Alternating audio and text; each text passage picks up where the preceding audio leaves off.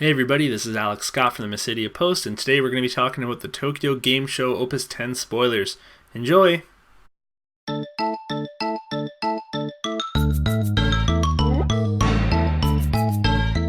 So we're going to start with the Tokyo Game Show spoilers that we got a few weeks ago, and every spoiler that we saw here for the most part is going to come in a full art variant, which is super exciting. Opus X is supposed to have even more full arts than Opus 9 did, and if you're like me, that's amazing because you're going to trade those full arts for cheaper cards, non-foil legends, and just use it to build your collection. And if you're a collector, then that's great. Then I'm going to trade you my full arts and you're going to give me lots of cards for them. So thank you in advance.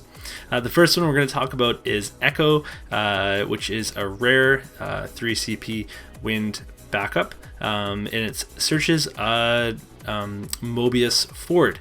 So that's pretty huge. We haven't seen that yet, anything to do with searching Mobius, and Mobius is a category that continues to grow, and it's gonna grow forever because they have a ton of art that spans all the Final Fantasies, including original characters.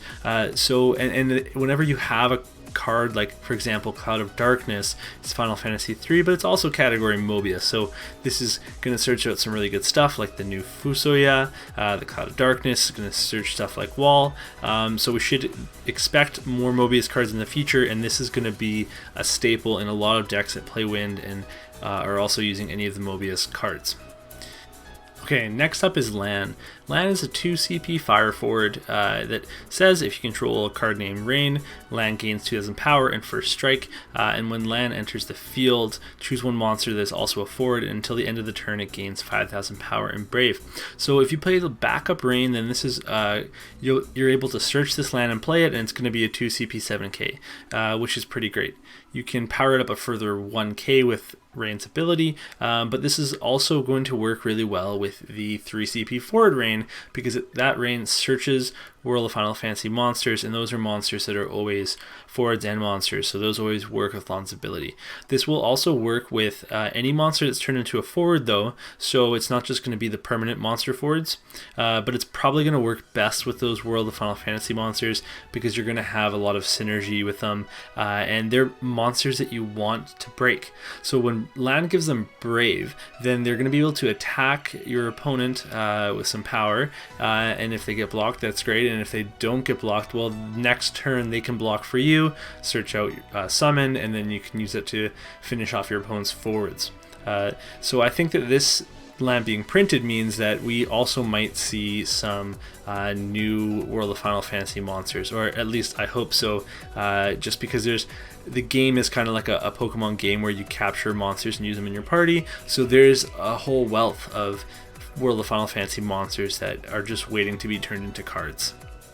So at the Tokyo Game Show, they also showed us Raffia, which is just a beautiful card. It's going to come in full art, and it's the light legendary for Opus X. So Raffia is a 5CP light forward. When Raffia enters the field, you may search for one card arc, card name Ingus, card name Lunith of cost 4 less, and play it onto the field. So there is a backup for Arc, which is great, so you can play a backup off of this if you're doing standard units, but you can also just play one of the forward versions of these cards onto the field right when you play this card, which gives it a lot of value. It's an extra 2CP in terms of card, and it's going to be really nice in a Warrior of Light deck. Now if you have a lot of Warrior Lights out, Raffia has the ability, when Raffia attacks, choose one forward your opponent controls. If you control 4 or more job Warrior of Light forwards, remove it from the game. So that is an insanely powerful ability, but it's going to be very difficult to put together. The cool part about it is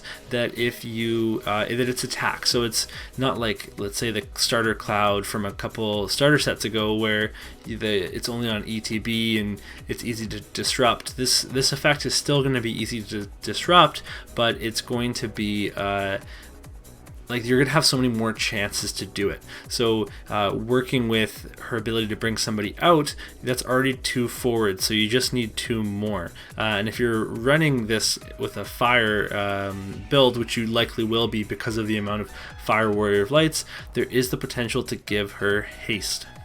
Next up is Ashe. So if you control a card named Camelot, you can reduce the cost for Ashe by 2. So Ashe is a 5 CP ice forward that has 9,000 power. So with 3 CP 9k, that's great. I love 3 CP 9ks, but what else does it do?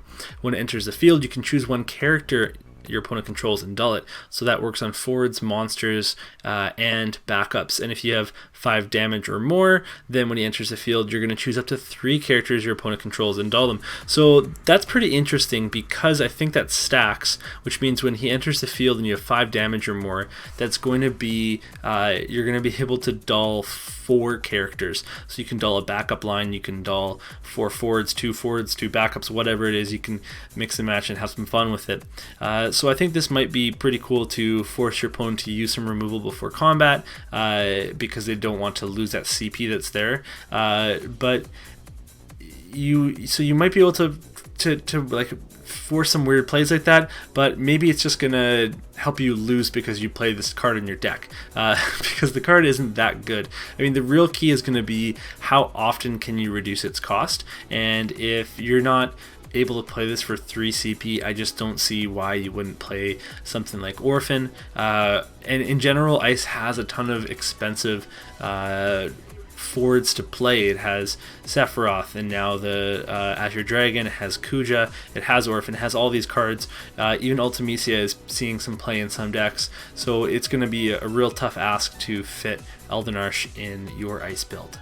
Alright, so Atlas is a 3 CP 7k Earth Forward, damage 2, it gains 1000 power, and damage 5, it gains 2000 power. So this guy's going to build up his power pretty quickly. I really do like above curve 3 drops, but I think that there's a lot of competition in Earth for this slot, and I think he's going to be really good in limited, but it's not going to do enough in constructed. It is interesting to note that in mono Earth he's going to climb up to like 9 or 11k depending on the state of the game when you pair him with Enacro, but Earth doesn't really have an issue playing big forwards, so this guy's going to be probably just limited to limited. Philo is a Sky Pirate, but also a Pastry, and a 2 CP Wind Forward, 5,000 power. So if you control a job Sky Pirate forward other than Philo, she's gonna gain 1,000 power and haste. So we're looking at a 6k haste for 2 CP. That's pretty alright.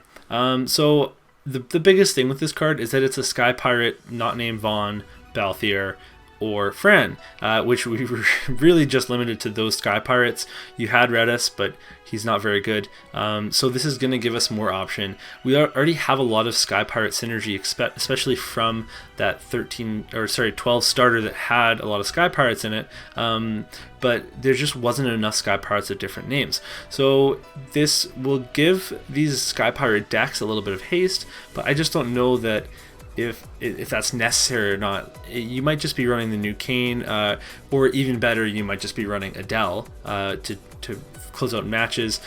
It just remains to be seen if the Sky Pirate synergy is that important. Now, the fact that we're seeing this means that there is probably other cards that are Sky Pirates or have Sky Pirate synergy in this set, and that could totally change how this card plays. But until we see that, I think that it's going to be kind of cool in Sky Pirate title, but otherwise, it's just going to be so-so. This next one has some pretty cool art, and I'm of course talking about Soldier 3rd Class. So this is a 3 CP 5k fire forward. First strike, when Soldier 3rd Class enters the field, you may search for one card named Soldier 3rd Class and add it to your hand. So we've seen cards like this before with the DGS soldiers, with those Earth ones I can't remember the names of. We've seen this kind of effect on backups and fire, but now we're seeing it on a fire forward, so these guys are going to be effectively 1 CP, which is pretty cool. The first strike is very relevant in fire because of all the ping that fire has. If you're playing 2 CP Sabin or Zonde, then you can swing in and then follow up with a Soldier 3rd Class, and they're not going to block because it has first strike. You can also use this with ping summons, although anytime you have to combine 2 cards to do something, it's kind of can be detrimental to deck building. It can be inconsistent because you need both cards, and it can be interacted with more easily because there's more things happening and more things can go wrong. So is this card going to be good? To be honest, I couldn't tell you. I have a hard time evaluating it. I think it's going to be good in limited if we get some ping damage for fire in limited, but otherwise I think that this guy might just be a pack filler. Okay, so I saved the best for last, and of course I am talking about Ashe. Ashe is a 4 CP water forward with 8,000 power that says at the beginning of the attack phase during each of your turns, select up to 2 of the following actions. Draw 1 card, then discard 1 card from your hand. All water forwards you control gain 1,000 power until the end of the turn. Choose 1 character, activate it, choose 1 forward of cost 4 or less. It loses all abilities until the end of the turn. So this is similar to the Earth Wall legend that's seen so much play. Also want to note again, this card just looks amazing, and it's going to be a full art. So I think this is going to be a really big chase card, and I will for sure trade you my full art when I pull it for an exorbitant amount of cards.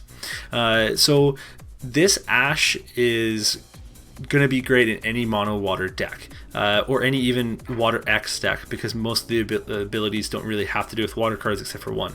I think it's going to shine more than anywhere in Mono Water Fusoya, because 3 of the 4 abilities she provides fills a role in those decks. So draw 1 card and discard 1 card from your hand helps fill that poo-poo or Merrill-Web role of getting rid of extra copies of Fusoya out of your hand.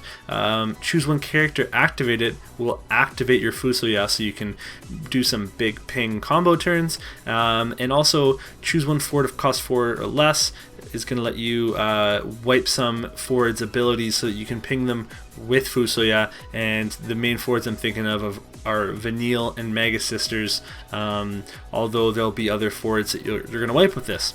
Her 4th ability, all forwards, water forwards, you control gain 1,000 power until the end of the turn, is also very relevant as your Knights, Lena's, Clouded Darknesses, and Ashe herself are going to start to punch damage through, and it's really going to help you close out games when your board states get pretty big for you and your opponent, and all of a sudden you've got Waka boosting you 1,000, you got Ashe boosting you 1,000, and they have to have something or you're attacking through.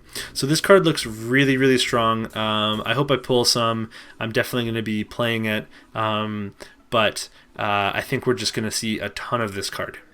Alright, that's going to be it from me, but I want to hear from you.